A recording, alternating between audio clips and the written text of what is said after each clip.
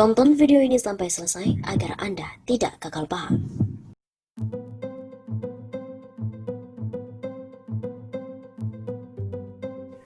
Biar segera dipercepat, Rocky Gerung harap Jokowi tetap pelihara politik oligarki. Pengamat politik Rocky Gerung dan juga pakar hukum tata negara Refli Harun berbincang-bincang perihal Habib Rizik Syihab yang dirasa membuat istana kelabakan. Rocky Gerung mengatakan kini Habib Rizik tinggal menunggu momentum yang tepat untuk melebarkan sayap politiknya. Dia menyinggung soal politik oligarki yang menurutnya erat kaitannya dengan Presiden Jokowi. Jadi Habib Rizik cuma menunggu momentum aja, tergantung Jokowi mau membuka pembicaraan, mengubah politik oligarki. Ujar Rocky Gerung seperti dikutip dari redaksi suara.com dari tayangan dalam kanal YouTube Refli Harun.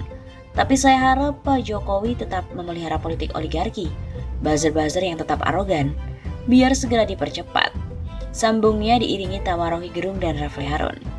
Dipercepat pembuluh darah, kan ini konsekuensinya. Tukas Rocky Gerung lagi.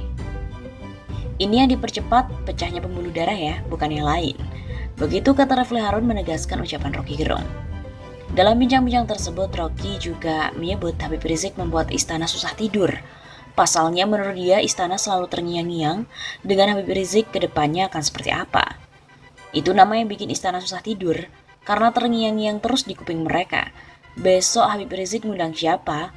Mengucapkan kalimat apa? Besok Habib Rizik diwawancarai oleh siapa? Begitu terang Rocky Gerung. Oleh sebab itu, Rocky juga menuding pemerintah saat ini kehilangan fokusnya hanya karena masalah Habib Rizik yang lambat laun menurutnya akan berkembang. Istana sudah kehilangan fokus karena ada sumbu politik baru yang akan tumbuh nasional. Perihal munculnya sumbu politik baru, Rocky Gerung lantas menyinggung keberadaan Gatot Nurmantio yang sebelumnya juga banyak disorot publik. Sumbu pendek atau sumbu panjang?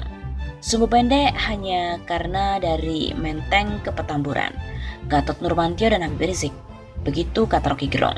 Rocky Gerung juga menerangkan Habib Rizik nantinya akan datang pada momentum yang tepat. Habib Rizik bakal dijemput dengan paksa. Video Brimob pun kepung Petamburan viral di medsos. Aparat Polda Metro Jaya mendatangi kediaman Imam Besar FPI Habib Rizik Syihab di kawasan Petamburan, Jakarta Pusat pada Rabu 2 Desember. Berbagai video mengenai situasi di Petamburan juga banyak beredar di media sosial Twitter. Dari video juga terlihat sejumlah personel Brimob bersenjata lengkap tampak hilir mudik di kawasan Petamburan. Hal ini diduga untuk mencegah kericuhan yang sempat terjadi sebelumnya. Pasalnya pada saat bersamaan, sejumlah penyidik Polda Metro Jaya mendatangi rumah Habib Rizik untuk mengantarkan surat panggilan pemeriksaan. Pasukan Brimob bersenjata tampak berjaga-jaga di Jalan KS Tubun depan Jalan Petamburan 3. Aksi polisi kali ini juga menyita perhatian pada para pengendara yang lewat. Beberapa warga juga menepi untuk melihat kejadian tersebut. Warganet juga mengabarkan situasi terkini di kawasan Petamburan, seperti diunggah oleh akun @kalila_asyikah.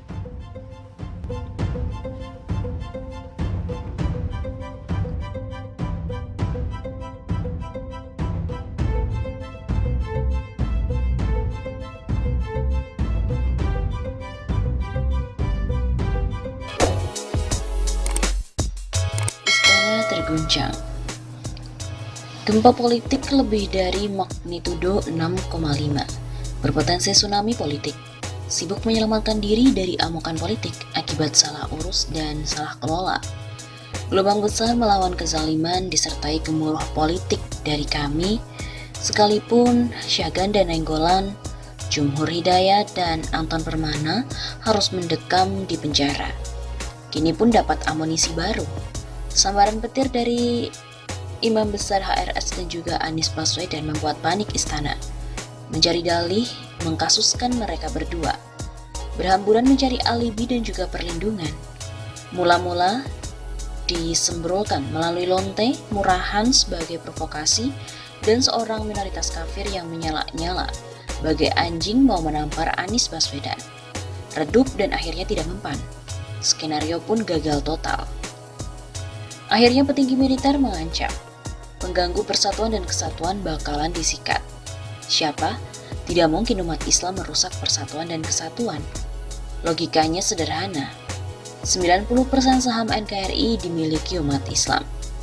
Tanpa umat Islam, NKRI tidak akan ada dan tidak akan pernah ada. Catat dan coba camkan baik-baik.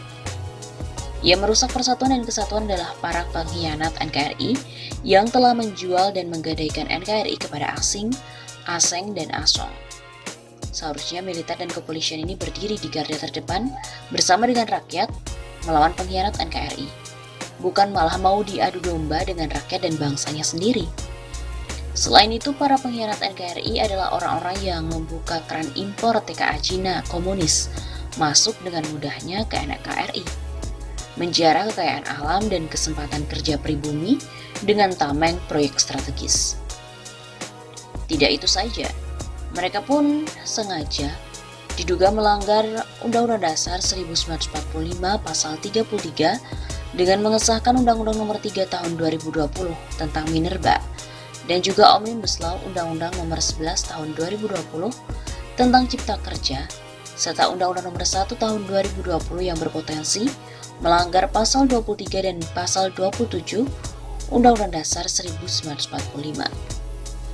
Sekarang, yang sedang mereka, yaitu para pengkhianat NKRI perjuangkan adalah masuknya RUU HIP dalam Prolegnas 2021 yang ditolak oleh mayoritas rakyat dan 4 partai, Golkar, PKS, PKB, dan PAN. Gelombang massa umat Islam bangkit dan bergerak melawan serta menghentikan skenario besar para pengkhianat NKRI yang disupport Cina komunis dan anta-antainya. Upaya untuk kriminalisasi Imam Besar HRS dan Anies Baswedan melalui kerumunan Petamburan akan memicu gelombang besar yang menggoyangkan istana. Sekali lagi, kita berharap militer dan kepolisian jangan mau diadu domba. Kali ini umat Islam tidak akan tinggal diam. Teriakan hidup mulia atau mati syahid akan menggema seantero bumi pertiwi. Sebelumnya pun diberitakan bahwa Panglima TNI mewanti-wanti soal provokasi dan Habib Rizik.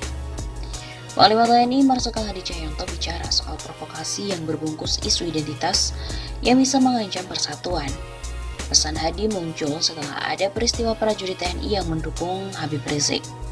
Seiring dengan kepulangan Imam Besar Habib Rizik ke Indonesia pada 10 November pekan lalu, muncul sebuah video viral prajurit yang menunjukkan simpatinya kepada Habib Rizik. Ada 2 kasus yang muncul. Pertama, kasus Kopda Asyari dari TNI Angkatan Darat. Dalam video yang viral 17 detik, dia duduk di belakang truk, merekam video dan menyampaikan bahwa dia bersama Habib Rizik. On the way bandara, persiapan pengamanan Imam Besar Habib Rizik Syihab.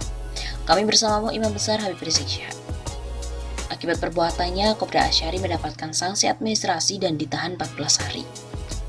Kedua, kasus Serka BDS yang diperiksa POM TNI Angkatan Udara gara-gara menyanyikan lagu penyambutan untuk Habib Rizik.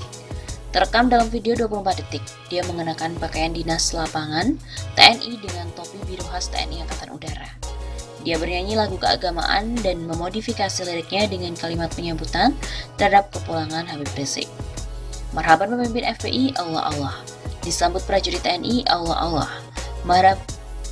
Marhaban ahlan wa sahlan. Marhaban Habib Rizik Syihab. Demikian syair lagu yang dinyanyikan oleh Serka BDS di akhir video.